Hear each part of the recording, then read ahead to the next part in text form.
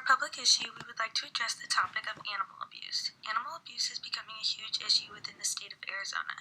Today, we have come up with many solutions to eliminate physical abuse on animals. There are numerous cases of animal abuse that take place each day, yet only a fraction of them are reported by the media. Even most cases are never reported, and most abuse goes unrecognized. In media-reported animal cruelty cases, dogs are the most common victims in animal cruelty, in particular pit bull type dogs. Out of 1,880 cruelty cases reported in the media in 2007, 64.5%, which is 1,212, involved dogs. 18%, which is a total of 337, involved cats. Finally, 25%, which is 470, involved other animals, based on the Humane Society. When animal abuse is reported and dealt with, a large amount of animals in animal shelters. Approximately 7.6 million dogs and cats enter shelters each year. Unfortunately, 2.7 million animals are euthanized. This could all be prevented, and numbers would decrease if animal cruelty and abuse stopped and more people and organizations became aware and did their part. Many abused animals are rescued from animal control. These animals are scared, nervous, sad, and alone. Most animal rescues and humane societies in the Phoenix area receive their animals from the Maricopa County Animal Control.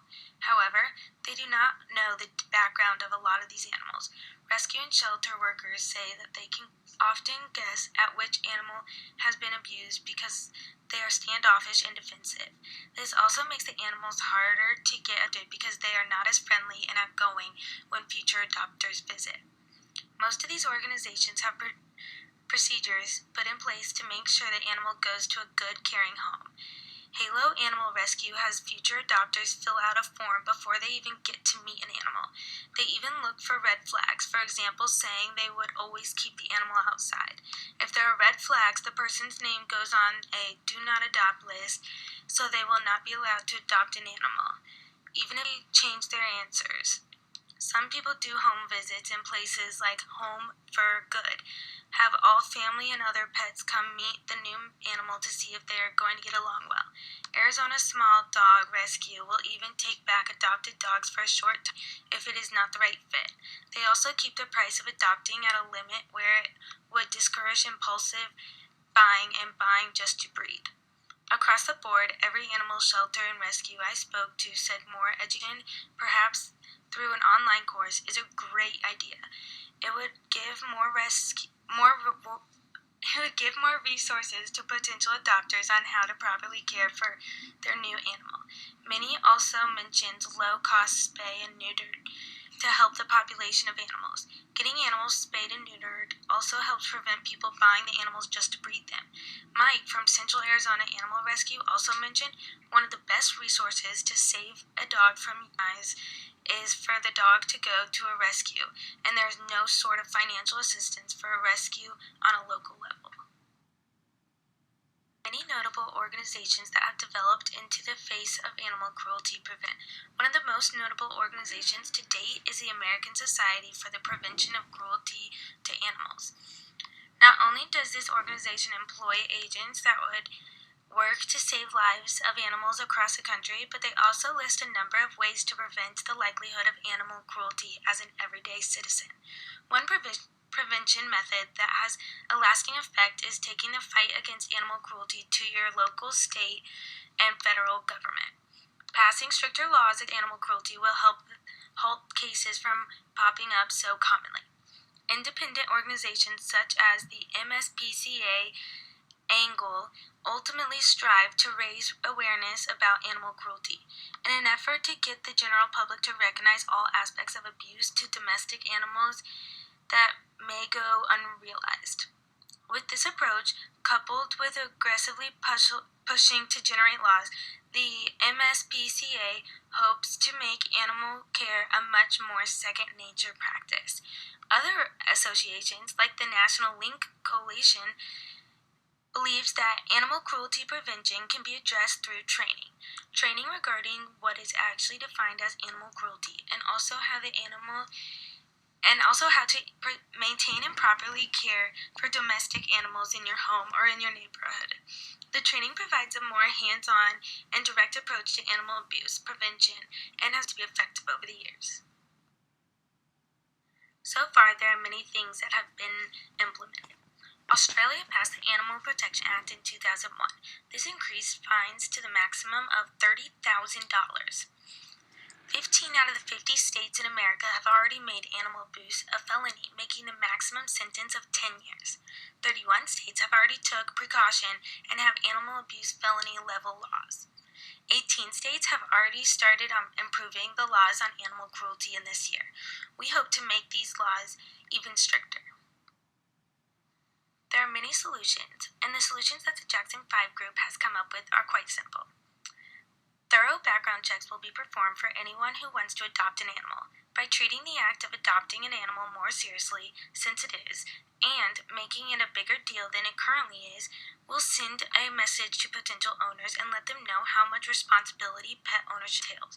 By weeding out potential abusers with background checks, animal abuse rates will significantly drop. There's already been an attempt to do this. In Michigan, 2 bills were recently introduced. The 2 bills will specifically require municipal-run animal control shelters and private animal shelters to run background checks on anyone wishing to adopt. This is awesome for Michigan, but we hope to implement this across the country.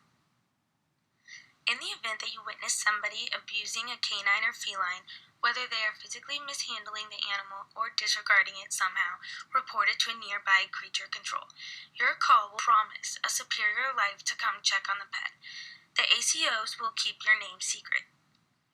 There's also an immediate connection between animal misuse and different sorts of abuse behavior at home, from youngsters' ill use to spousal ill use. Your telephone call could open the way to more help. Animal control officers are mindful of the connection, and in the event that they feel there is other misuse in the home, will be reported to social administrations, and the other way around. Also, children figure out how to treat creatures from the grown-ups in their lives. Be a good example and show graciousness and admiration to creatures, and the youngsters throughout your life will do so as well. There is a purpose behind advancing graciousness. Kids who are unfeeling to animals regularly grow up to be remorseful to individuals as well. Also, implementing such education in children's schools is necessary to ensure the safety for the animals. Jackson 5 also believes that another solution is to set up a program that allows families and suitable owners to become interim owners. We want to use the families that offer to host the healthy animals more efficiently. By having healthy animals being fostered in homes, that leaves the shelters with more room for the abused animals that need more assistance. But there are other benefits to this program as well. A report from the Los Angeles Daily News states that in the fiscal year ending June 30th, 2009, the amount of dogs and cats returned to 6 local shelters rose by 14%, totaling in 55,742. This is the highest it had been in 5 years, and the number continues to grow, even 6 years later. Although the article also depicts the adoption rates are so up, and so are the euthanization rates. Having an interim owners program would allow pets to be out of a shelter for a set period of time while they are trying to get adopted by permanent owners. We also believe that families trying to adopt would easily enjoy seeing their potential new companion in a house setting, rather than in a low-quality shelter suffered in cages with many animals. This would raise adoption rates due to the permanent owners envisioning the animals they are visiting in their home more easily. It also provides a more comfortable area for the animal, typically allowing more space for an animal to enjoy their life rather than in a small cage or kennel. Interim owners may also decide to take care of the animal for the allotted time, but will hopefully realize that they cannot live without the animal and decide to become its permanent owner. This solution has many benefits. By implementing such solutions found by the Jackson 5, animals will be able to live a safe, happy life. The shelters will be able to focus on supporting the abused animals. Families will get to experience having a pet before actually adopting one through the Interim Owners Program, which will also benefit the rate of returned animals. and children will grow up appreciating these animals. If this seems to work within Arizona, then these solutions can expand to the rest of the country to help save even more animals. These animals have a right. They deserve to be treated like people. Thank you for watching. This is the Jackson Podcast.